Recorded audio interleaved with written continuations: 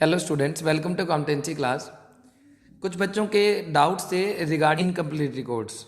Incomplete records में आपको जो conversion into double entry system है वो टॉपिक नहीं करना है आप, लेकिन इसके अंदर एक पॉइंट दिया हुआ था। सैम्पल पेपर जब हम रिवाइज कर रहे थे तो वहाँ एक पॉइंट आ रहा था कि कैलकुलेट टोटल सेल या कैलकुलेट क्रेडिट सेल्स। अब क्रेडिट सेल कैसे कैलकुलेट होती है? डेटर अकाउंट से होती है, क्योंकि देखो डेटर जब होते हैं, मतलब जब आप सेल करते हो तो डेटर बनते हैं, तो डेटर से आपके पास क्रेडिट सेल आती है। तो इसमें पेपर में अगर आपको इस तरीके का पॉइंट आ जाता है कि क्रेडिट सेल को कैलकुलेट करें, तो कंफ्यूज होने की ज़रूरत नहीं है। आप एक डेटर अकाउंट बनाएं जैसे हम लेज़र के अंदर बनाते थे। तो डेटर अकाउंट जब आप बनाएंगे तो वहाँ से आपके पास अपने आप क्रेडिट सेल निकल आएगी। डेटर अकाउंट का फॉर्मेट आपको आना चाहिए। इसी तरीके से हम क्रेडिट परचेज कैलकुलेट कर सकते हैं क्रेडिटर अकाउंट से। तो देखो पहले डेटर अकाउंट का बैलेंस सीखते हैं। फॉर्मेट इसका देखते हैं कैसे। डेटर अकाउंट का जो बैलेंस है वो आता है डेबिट साइड, ओपनिंग बैलेंस, क्योंकि डेटर आपकी एसेट होती है और एसेट का बैलेंस कहाँ आता है? Debit side. और यहाँ आपके पास आ जाएगा by balance carry down closing balance. अब डेटर से रिगार्डिंग जो भी ट्रांजेक्शन है वो आप लिखते जाएं। अगर डेटर से पैसा आता है तो आप एंट्री करते हैं cash account debit to debtor. तो पोस्टिंग जब करेंगे तो बाय कैश अकाउंट। अगर हमें डेटर से कोई बीआर मिल जाता है तो बाय बिल रिसीवेबल, अगर कोई बिल मिल जाता है। कोई बैड डेट्स हो जाते हैं तो bad debts to debtor by bad debts. Discount कोई दिया हमने डेटर को तो बाय डिस्काउंट अलाउड। डेटर्स को हमने कोई कैश रिफंड कर दिया, कोई ऐसा केस हो जाता है किसी केस में हमें डेटर को कैश रिफंड करना पड़ता है, तो टू कैश अकाउंट ब्रैकेट में रिफंड। ऐसा भी हो सकता है कि कोई बीआर आपको मिला और बीआर डिसऑनर हो गया तो वो इस साइड चला जाएगा डेटर अकाउंट में। एंट्री के अकॉर्डिंग आप लेजर अकाउंट बना सकते हैं। अब देखो जो इनका डिफरेंस है ना, वो आपका क्या निकलेगा? Sale to credit sales balancing figure. वो डिफरेंस कैसे आएगा? ये साइड प्लस कर देंगे और उसमें से ये माइनस कर देंगे बैलेंस, तो आपके पास जो डिफरेंस आएगा वो क्या निकलेगा? Credit sale. अदरवाइज आप इसको जनरल एंट्री के थ्रू भी सीख सकते थे, बना सकते हैं जनरल एंट्री के थ्रू। देखो जो डेटर के ओपनिंग और क्लोजिंग बैलेंस आपको पता होनी चाहिए। ओपनिंग बैलेंस एसेट्स है तो डेबिट, उसका क्लोजिंग बैलेंस क्रेडिट साइड में चला जाएगा। डेटर से पैसा आ रहा है तो cash account debit to debtor, BR to debtor, तो ये सब क्रेडिट में चले जाएंगे। Bad debts to debtor, discount allowed to debtor. जब हम सेल करते हैं नॉर्मली एंट्री क्या होती है? Debtor to sales. तो देखो वो ऑब्वियस है कि वो सेल इस साइड ही आएगी। अगर आपको सेल कैलकुलेट करनी है तो इस तरीके से डेटर अकाउंट बना के आप सेल कैलकुलेट कर सकते हैं। क्रेडिटर अकाउंट जस्ट इसका अपोजिट बन जाएगा, वहाँ से हमारे पास क्रेडिट परचेज आ जाएगी। ऐसा भी हो सकता है कि आपको ओपनिंग बैलेंस, क्लोजिंग बैलेंस या कैश रिसीव्ड निकालना हो। नॉर्मली हमें क्रेडिट सेल निकालनी आती है, तो आप डेटर अकाउंट से इस तरीके से क्रेडिट सेल कैलकुलेट कर सकते हैं। इसके बाद कंप्यूटर वाले चैप्टर में भी कुछ बच्चों को कन्फ्यूजन थी। कंप्यूटर वाले चैप्टर में देखो आपके पास 3 चैप्टर्स हैं। Chapter number 24, chapter number 25 and chapter number 26। तो 24 चैप्टर ऑलरेडी हम कवर कर चुके हैं। 25th एंड 26th चैप्टर में से कुछ टॉपिक आपके सिलेबस में से कट हो गए थे, लेकिन यहाँ जो 24 चैप्टर आप करते हैं, जब अकाउंटिंग सॉफ्टवेयर के बारे में पढ़ते हैं, तो वो उसके रिगार्डिंग कुछ पॉइंट्स आपको चैप्टर नंबर 25th एंड 26 में भी दिए हुए हैं। तो ऐसा कुछ नया टॉपिक उसके अंदर नहीं है। रिगार्डिंग कंप्यूटर आपको कुछ पॉइंट्स हैं, तो वो आप उसको वहाँ से अच्छे से लर्न करके उसको पेपर में अच्छे से रिप्रेजेंट कर सकते हैं। जो चैप्टर नंबर 24 है हमारे पास, उसके अंदर तो जितनी भी डिटेल्स हुई है वो तो सब आपको लर्न करनी है। चैप्टर नंबर 24 है इंट्रोडक्शन टू कंप्यूटर्स। तो इसके अंदर आपको दिए हुए हैं कंप्यूटर के लिमिटेशंस, कंप्यूटर के एलिमेंट्स, कंप्यूटर के फीचर्स, ये सब टॉपिक आपको कवर करने हैं। कंपोनेंट्स हैं और element of computer system and commercial software use in business, ये सब टॉपिक आपको चैप्टर नंबर 24 के अकॉर्डिंग कवर करने हैं। चैप्टर नंबर 25 आता है आपके पास introduction to accounting information system, मतलब AIS and MIS। AIS and MIS वाले टॉपिक आपको नहीं करने। AIS का मतलब है अकाउंटिंग इंफॉर्मेशन सिस्टम, MIS का मतलब मैनेजमेंट अकाउंटिंग इंफॉर्मेशन सिस्टम। तो आप ये टॉपिक अगर करना चाहते हैं तो इसके रिगार्डिंग आपको सिंपल से पॉइंट दिए हुए हैं कि जो इसमें से टॉपिक अगर आपको कवर करना है वो आपको यही टॉपिक कवर करना है कि अकाउंटिंग इंफॉर्मेशन सिस्टम क्या चीज़ है। इसके जो इसका इंट्रोडक्शन है, सिंपल आप इसके इंट्रोडक्शन और इसके मीनिंग करें। इसके पर्पस जो हैं वो सब आपको कवर करने हैं। पर्पस क्या है कि देखो अकाउंटिंग इंफॉर्मेशन सिस्टम क्यों बनाया जाता है, मतलब हमें कंप्यूटर की ज़रूरत ही क्यों पड़ती है अपने बिजनेस के अंदर। तो उसके रिगार्डिंग जो पॉइंट्स हैं, देखो आप अकाउंटिंग इन्फॉर्मेशन सिस्टम से सेल ऑर्डर प्रोसेसिंग करते हैं, मतलब बिजनेस के अंदर हम डिफरेंट टाइप के कस्टमर से सेल ऑर्डर रिसीव करते हैं और उनको फिर हम जो भी अपनी गुड्स हैं हम सप्लाई करते हैं, तो वो सब आप कंप्यूटराइज अकाउंटिंग सिस्टम के अकॉर्डिंग उसको रिकॉर्ड कर सकते हैं। इन्वेंट्री कंट्रोल करनी है आपको, स्टॉक रजिस्टर तैयार करना पड़ता है, अकाउंट रिसीवेबल बनाने हैं, पेबल बनाने, इतने बिजनेस में इतने सारे अकाउंट रिसीवेबल होते हैं, पेबल होते हैं, तो अकाउंटिंग इन्फॉर्मेशन सिस्टम से वो ईजी हो जाता है उनको रिकॉर्ड करना। जनरल लेजर तैयार करते हैं, पेरोल अकाउंटिंग सिस्टम तैयार करते हैं, ये सब हम पीछे वाले चैप्टर में कवर कर चुके हैं। पेरोल अकाउंटिंग में क्या होता है कि आपको अपने एम्प्लॉयज़ को सैलरी देनी है। अब मैनुअली जब हम बुक्स तैयार करते हैं तो उसके अंदर ये सब चीज़ें रिकॉर्ड करना बड़ा मुश्किल हो जाता है। देखो जहाँ जिस इंस्टीट्यूशन के अंदर कम एम्प्लॉयज़ है, मतलब नंबर ऑफ़ एम्प्लॉयज़ जो है बहुत कम है, 100, 200, 300 के आसपास है, तो हम इजीली उनके जो सैलरी स्टेटमेंट है वो तैयार कर सकते हैं। लेकिन जहाँ बड़ी बड़ी कंपनीज़ हैं, बड़े बड़े इंस्टीट्यूशंस हैं, वहाँ बहुत ज़्यादा एम्प्लॉयज़ होते हैं, 1000, 2000, 5000, 10,000, 15,000। तो इतने सारे एम्प्लॉयज़ का जो सैलरी स्टेटमेंट तैयार करना, सैलरी अकाउंट रिकॉर्ड करना इतना ईजी नहीं होता मैनुअली। तो कंप्यूटराइज अकाउंटिंग सिस्टम के अकॉर्डिंग हम उसको पेरोल अकाउंटिंग सॉफ्टवेयर यूज़ करते हैं। वहाँ इन सब एम्प्लॉयज़ की सैलरी को रिकॉर्ड किया जाता है और उनके थ्रू आप अपने अकाउंटिंग डेटा को रिकॉर्ड करते हैं, तो वो हमारे लिए ईजी हो जाता है। तो पहले हमारे पास आता है अकाउंटिंग सिस्टम। तो अकाउंटिंग इन्फॉर्मेशन सिस्टम जो है, अकाउंटिंग सिस्टम है वो अकाउंटिंग इन्फॉर्मेशन सिस्टम का पार्ट है, और मैनेजमेंट अकाउंटिंग इन्फॉर्मेशन सिस्टम है वो उसके अंदर दोनों टॉपिक कवर हो जाते हैं, accounting information system and accounting system.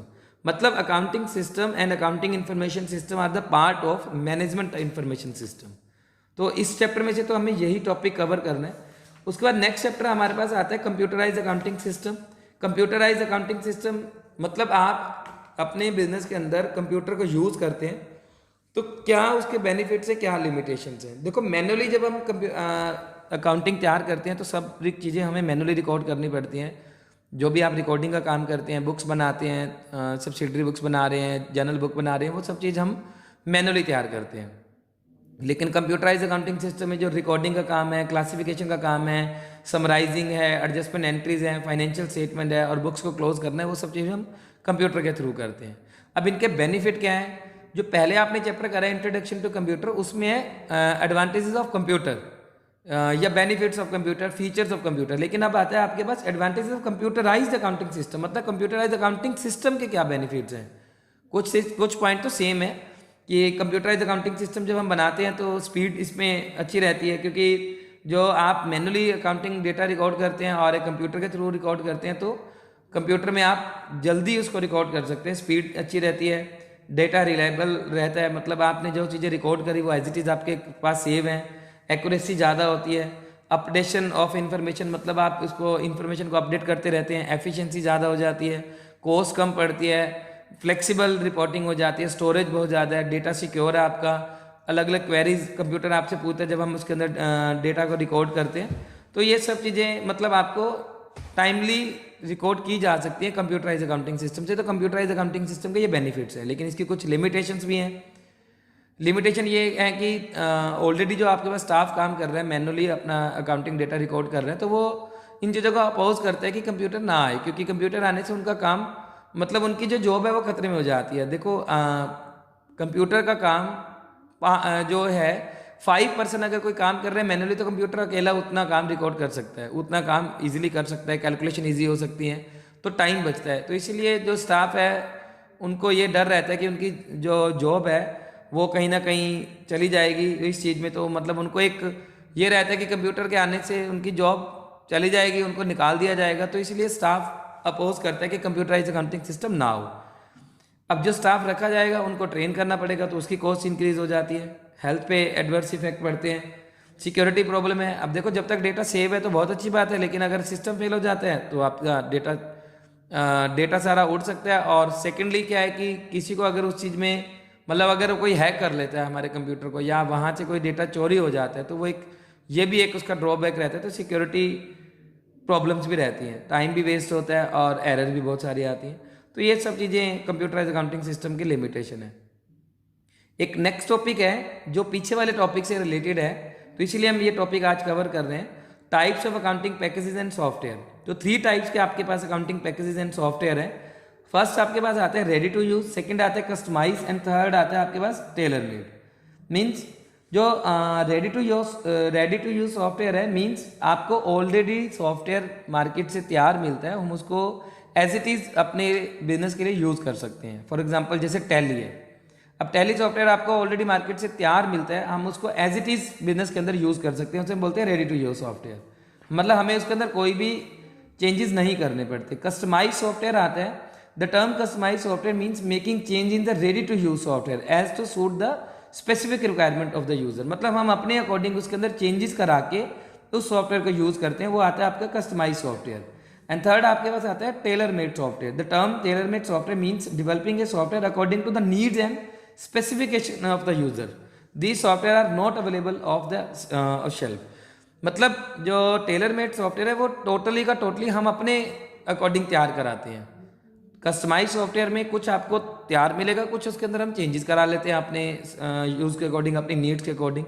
और रेडी टू यूज़ सॉफ्टवेयर आपको टोटली का totally as it is software मिलता है, हम उसको एज इट इज़ यूज़ कर सकते हैं। तो ये 3 टाइप के आपके पास सॉफ्टवेयर थे, इनके मीनिंग आपको पता होने चाहिए। पेपर में क्वेश्चन अगर आ जाते हैं तो इनके मीनिंग आपको लिखने हैं। नेक्स्ट पॉइंट आता है रिगार्डिंग बिल ऑफ एक्सचेंज। तो कुछ बच्चे इस पॉइंट को भी लेके कंफ्यूज हो रहे थे कि बिल ऑफ एक्सचेंज के कितने सम्स करने हैं, मतलब कौन कौन से टॉपिक इसके अंदर कट हो चुके हैं, तो कौन कौन से टॉपिक हमें कवर करने हैं। एक्चुअली जो टॉपिक कट हो चुके हैं वो है retirement of bill and renewal of bill. तो आपको जो टॉपिक करना है, मतलब जो बिल्स आप लिखते हैं उसके 4 केसेस हैं कि फर्स्ट बिल आपने लिखा वो ड्यू डेट पे उसकी पेमेंट हो जाती है, सेकंड आता है कि बिल आप एंडोर्स कर देते हैं, थर्ड केस आता है बिल बैंक से डिस्काउंट करा लेते हैं, फोर्थ केस आपके पास आता है बिल कलेक्शन के लिए भेज दिया जाता है, और एक टॉपिक आता है रिबेट वाला। इसके अंदर एक डिसऑनर वाला टॉपिक है, वो भी हमें कवर करना है।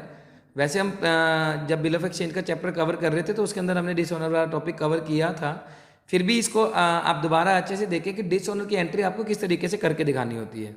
देखिए फर्स्ट केस आप हमारे पास आता है कि आपने बिल लिखा और ड्यू डेट पे उसकी पेमेंट होगी। फॉर एग्जांपल 2 पर्सन है A and B, A drawer है एंड बी ड्रॉई है। तो ए ने गुड्स बेची है बी को, तो एंट्री हो जाएगी B debit to sales and B entry करेगा purchase account debit to A. अब क्या होता है कि ए बिल लिखता है बी के ऊपर, तो एंट्री होती है bill receivable account debit to B and ये एंट्री कर देते हैं ए टू बिल पेबल।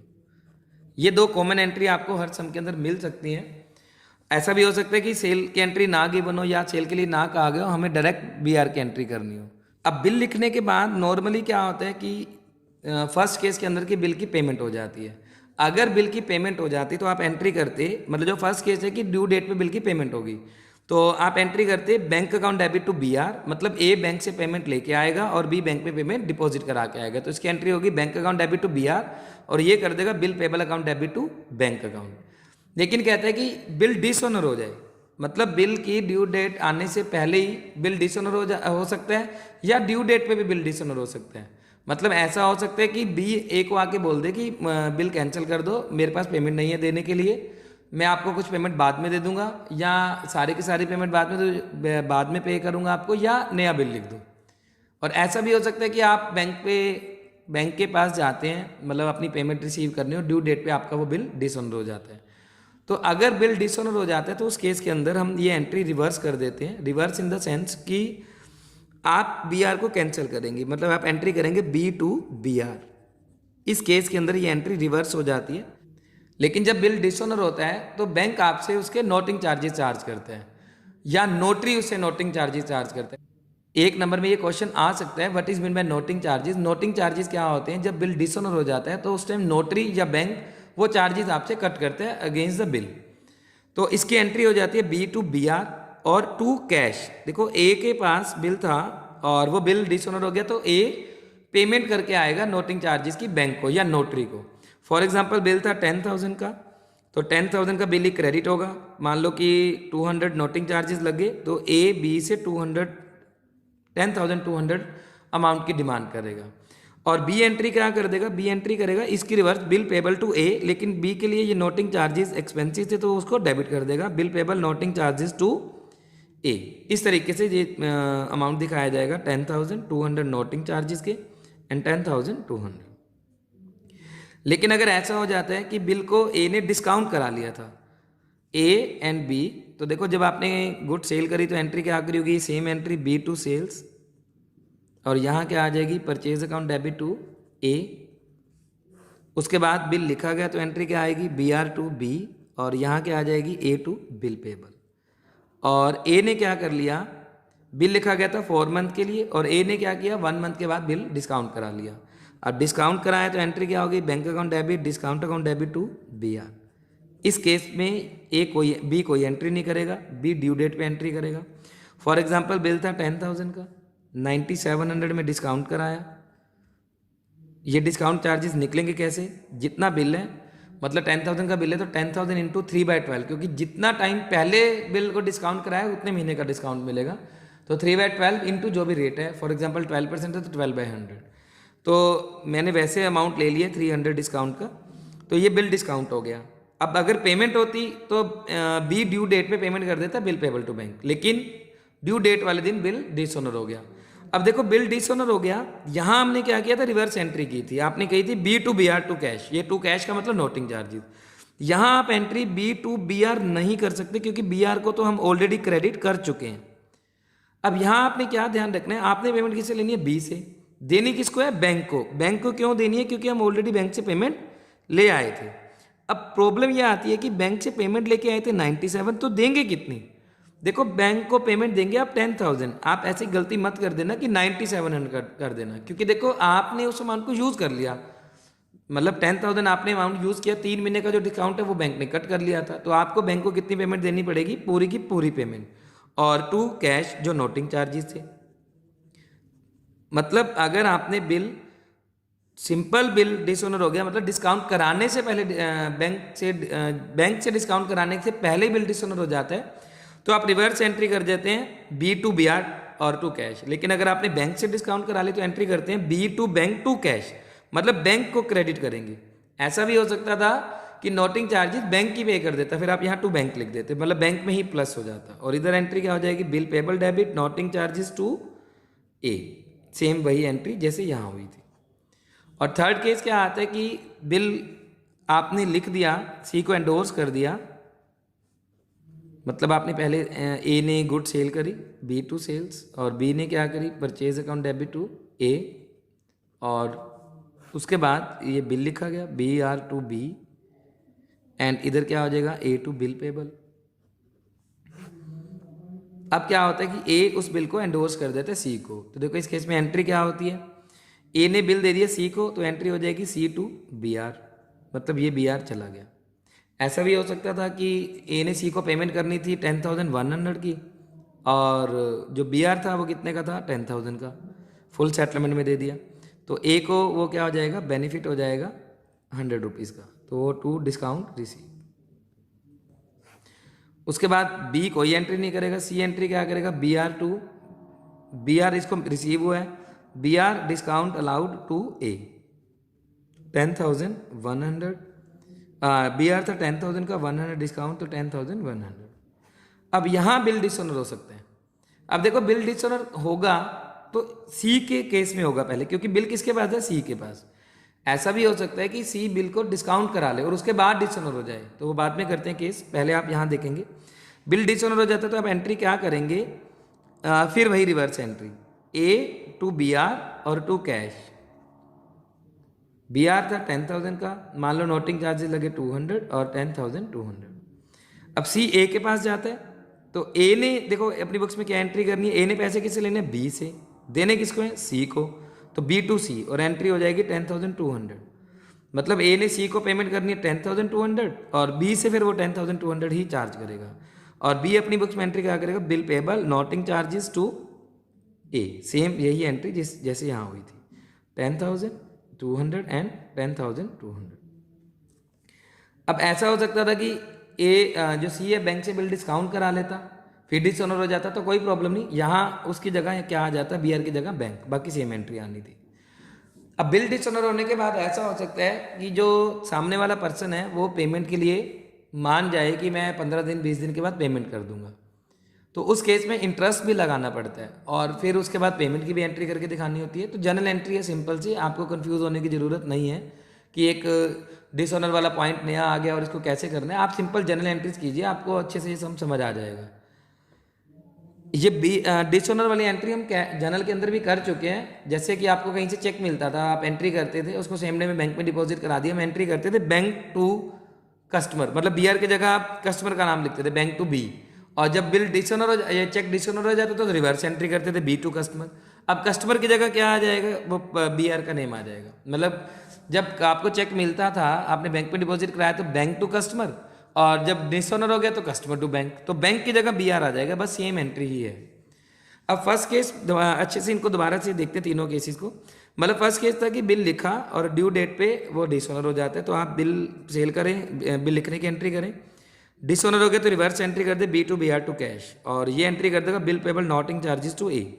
लेकिन अगर आपने बिल डिस्काउंट करा लिया फिर डिसऑनर हो जाता है, तो आप रिवर्स एंट्री करने की बजाय जिससे पेमेंट लेनी है उसको डेबिट कर देंगे और बैंक को हम वापस क्या करेंगे, क्रेडिट कर देंगे। और अगर आपने इसी बिल एंडोर्स कर दिया तो जिसके बाद बिल था वहाँ से बिल डिसऑनर होगा, वो रिवर्स एंट्री कर देगा, और जो ड्रॉअर है वो एंट्री करेगा जिसको उसने पेमेंट देनी है उसे क्रेडिट, जिसे पैसे लेने हैं उसे डेबिट। मतलब जिस पर्सन से पैसे लेने हैं वो डेटर हो जाएगा तो डेबिट कर देंगे, जिस पर्सन को पेमेंट करनी है वो क्रेडिट हो जाएगा, वो क्रेडिटर बन जाएगा इसलिए क्रेडिट कर देंगे। और ड्रॉई है वो सेम एंट्री करेगा bill payable noting charges to ए।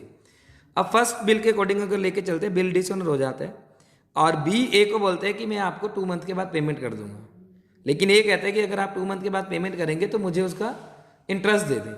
तो अब 2 पॉइंट आ सकते हैं इंटरेस्ट के रिगार्डिंग। ऐसा भी हो सकता है कि इंटरेस्ट हमें कैश में रिसीव हो जाए, और ऐसा भी हो सकता है कि इंटरेस्ट कैश में रिसीव ना हो। तो जितना बिल था, जितनी पेमेंट लेनी है ए ने बी से, तो उसके ऊपर इंटरेस्ट लग जाएगा 2 मंथ का 10,000 इंटू 2/12। फॉर एग्जाम्पल रेट दी हुई है 12%, तो आप इस तरीके से इसके ऊपर इंटरेस्ट लगा देंगे 204। अगर आपको इंटरेस्ट कैश में मिल जाता फिर आप एंट्री करते cash account debit to interest, क्योंकि इसकी इनकम है तो ये क्रेडिट कर देगा, कैश आया तो डेबिट। अगर इंटरेस्ट कैश में ना मिलता तो एंट्री क्या करता, बी टू इंटरेस्ट, जितना भी इंटरेस्ट था। और ये एंट्री क्या कर देता, अगर इंटरेस्ट कैश में पे करता तो एंट्री करता इंटरेस्ट टू कैश, और अगर इंटरेस्ट कैश में पे ना करता तो एंट्री क्या करता, इंटरेस्ट टू ए। और इस केस में जब बिल की पेमेंट आती तो एंट्री क्या हो जाती, कैश या bank account debit to B. कितनी पेमेंट आती, 10,200, क्योंकि इंटरेस्ट तो आपको पहले ही मिल गया। लेकिन अगर इंटरेस्ट कैश में ना मिला होता तो एंट्री क्या होती, cash account debit to B 10,404। Reason 10,200 तो पहले ही लेने थे, 200 इंटरेस्ट के भी लेने थे, तो विद इंटरेस्ट पेमेंट आ जाएगी। इसी तरीके से यहाँ एंट्री हो जाएगी। यहाँ एंट्री क्या हो जाएगी आपके पास, ए टू कैश 10,200, और अगर इंटरेस्ट की पेमेंट पहले नहीं करी तो ए टू कैश 10,404। इस तरीके से आप एंट्री करके दिखा देंगे। नया बिल भी लिखा जा सकता है, लेकिन वो सिलेबस से टॉपिक कट हो गया तो वो हमें नहीं करना। तो बिल ऑफ एक्सचेंज के अंदर आपको डिसऑनर वाला टॉपिक भी अच्छे से कवर करना है। इसके रिगार्डिंग जो सम बनते हैं वो आप सम करके देखेंगे। कोई डाउट होगा तो आप डाउट मेरे से ले सकते हो डिसऑनर के रिगार्डिंग, अगर किसी भी तरीके का डाउट आता है। इसके बाद आपको एक चीज़ ध्यान रखनी है, जो सैम्पल पेपर आपको मैंने भेजे हैं वो सैम्पल पेपर आप करके देखें। जो भी पेपर आपको व्हाट्सएप पे आए हैं या ऐप पे जो मैंने आपको सेंड किए हैं, उन सैम्पल पेपर के अंदर कुछ ऐसे सम्स मिलेंगे आपको, जैसे डिसऑनर बिल के बाद आपको मिलता है रिन्यूअल ऑफ बिल, या इनकम्प्लीट रिकॉर्ड्स का आपको टॉपिक मिलता है कन्वर्जन वाला, अमेंडेड कैश बुक, तो वो टॉपिक आपको करने की ज़रूरत नहीं है। या आपको ऐसा भी हो सकता है कि सब्सक्रिप्शन वाला कुछ पॉइंट मिले, या रिसीट एंड पेमेंट एनपीओ के रिगार्डिंग, वो टॉपिक हमारे सिलेबस में नहीं है एनपीओ वाला, वो 12th के अंदर आता है, तो वो टॉपिक आपको नहीं करना। आप सैम्पल पेपर अच्छे से करके देखें, और जो इसका ब्लूप्रिंट है पेपर का वो वैसा ही रहना है जैसे मैंने अभी आपको पेपर अभी प्री बोर्ड में दिया था। मतलब 8 मार्क्स के 2 क्वेश्चन आएंगे, उनके अंदर आपको ऑप्शन मिलेगा दोनों में। 6 मार्क्स के आपके 3 क्वेश्चन आएंगे, और एक 6 मार्क के क्वेश्चन में भी ऑप्शन मिलेगा। 4 मार्क्स के आपके 5 क्वेश्चन आएंगे, एक 4 मार्क के क्वेश्चन में आपको ऑप्शन मिलेगा। 3 मार्क के आपके 2 क्वेश्चन रहेंगे, और उनमें से भी एक 3 मार्क वाले क्वेश्चन में ऑप्शन रहेगा, और 20 आपके शॉर्ट आंसर क्वेश्चन आएंगे। Part A and part B divide होके आएगा आपका 60 एंड 20। तो आपने अच्छे से पेपर की तैयारी करनी है। फॉर्मेट का ध्यान रखना है, जब आप जर्नल का फॉर्मेट बना रहे हैं तो प्रॉपर जर्नल का फॉर्मेट जैसे बुक में बना हुआ है उसी तरीके से फॉर्मेट बनाना है जैसे हमने सीखा है। ऊपर नेम लिखना जरूरी है, journal, debit, credit. Cash book बना रहे हैं तो ऊपर कैश बुक लिखनी जरूरी है, cash book with double column, cash and bank column, debit credit लिखेंगे। इनके मार्क्स करते हैं अगर आप डेबिट क्रेडिट नहीं लिखते। अभी आपने जो पेपर दिए हैं उनमें कुछ बच्चों को फॉर्मेट में दिक्कत थी, तो आपको फॉर्मेट अच्छे से सीखना है। शॉर्ट आंसर क्वेश्चन जो आपके आते हैं तो उनके अंदर आप हर क्वेश्चन के बाद एक लाइन का गैप जरूर रखें। और शॉर्ट आंसर क्वेश्चन के अंदर आप मान लो आपको क्वेश्चन आते हैं कि ऑप्शन चूज़ करने हैं, तो option for example ABCD 4 option है तो D ऑप्शन है, तो D ऑप्शन का आंसर भी साथ लिख के आएँ। जहाँ वर्किंग नोट बनाने हैं वहाँ वर्किंग नोट बनाने जरूरी हैं, वर्किंग नोट नहीं बनाते तो उसके मार्क्स कट हो जाते हैं। जैसे अभी बिल ऑफ एक्सचेंज का सम आया था पीछे जो प्री बोर्ड के एग्जाम में, तो उसके अंदर आपको वर्किंग नोट बना के दिखाना था। वर्किंग नोट मीन्स कैलकुलेशन, जो कैलकुलेशन आप रफ पे करते हैं तो वो आप प्रॉपर वर्किंग नोट में बना के दिखाएं। जितना भी रफ वर्क है वो आप लास्ट शीट पे करें, आपको बीच में रफ वर्क करने की ज़रूरत नहीं है, उससे आपका फॉर्मेट ख़राब हो जाता है। जितनी भी लाइंस हैं आप जो अकाउंट बनाते हैं वो लाइन सब पेंसिल से लगाएं, पेन से भी लगाते हैं कोई प्रॉब्लम नहीं, अदरवाइज स्केल जरूर यूज़ करें। तो फॉर्मेट में आपने सब चीज़ें ध्यान से देखनी है, अच्छे से फॉर्मेट बनाना है, क्योंकि अगर आपका फॉर्मेट अच्छा होगा तो आपके सम गलत होने के चांसेस बहुत कम हो जाते हैं। जहाँ कैलकुलेशन दिखानी है वो कैलकुलेशन जरूर करके दिखानी है, वर्किंग नोट भी बना के दिखाने हैं, नरेशन जनरल एंट्री के साथ नरेशन भी लिखनी है, नरेशन नहीं लिखते तो मार्क्स कट हो जाते हैं। जो भी अकाउंट बना रहे हैं उसका नेम जरूर लिखना जरूरी है। फॉर एग्जांपल आप फाइनेंशियल स्टेटमेंट बना रहे हैं तो ऊपर ट्रेडिंग अकाउंट लिखेंगे, trading account for the year ending, जो भी ईयर है वो लिखेंगे। इनका profit and loss account for the year ending and balance sheet as at, जो डेट आगे आएगी तो आप प्रॉपर तरीके से इन चीज़ों को लिखेंगे।